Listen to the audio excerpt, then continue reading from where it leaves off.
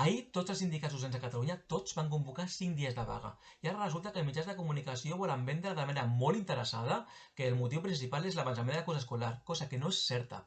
Mireu, des de 2010 estem patint unes retallades brutals i la Generalitat de Catalunya de manera sistemàtica s'està negant a fins i tot negociar un calendari de reversió d'aquestes retallades.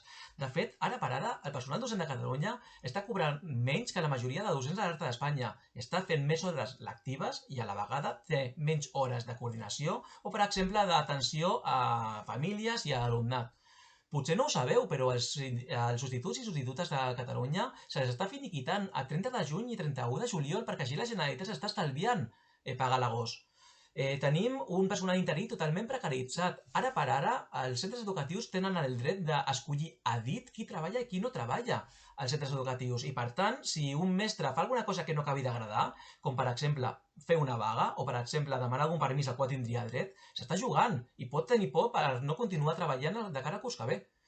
Tampoc es diu que tenim unes ràtios excessives i, per exemple, és molt fàcil trobar aules amb 32-33 alumnes a secundària o 38 a batxillerat. Tampoc es diu que no s'aplica la llei d'educació a Catalunya que diu que cal invertir un 6% del PIB en educació, ni que el decret d'escola inclusiva no es compleix perquè no volen invertir els suficients diners per complir-lo. Manca personal educatiu per atendre els nostres alumnes com es mereixen. Però és que, a més de tot això, el departament es renta les mans amb temes com la inversió lingüística i traspassa tota la responsabilitat als docents. Però és que és pitjor que encara, perquè volen imposar, sense debat, un currículum que afectarà molt negativament a l'educació dels nostres alumnes, que són els vostres fills i les vostres filles. Mireu, tenim un conseller d'Educació que és el pitjor que hem vist mai.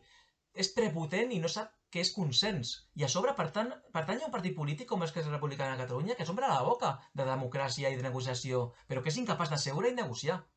Ja n'hi ha prou.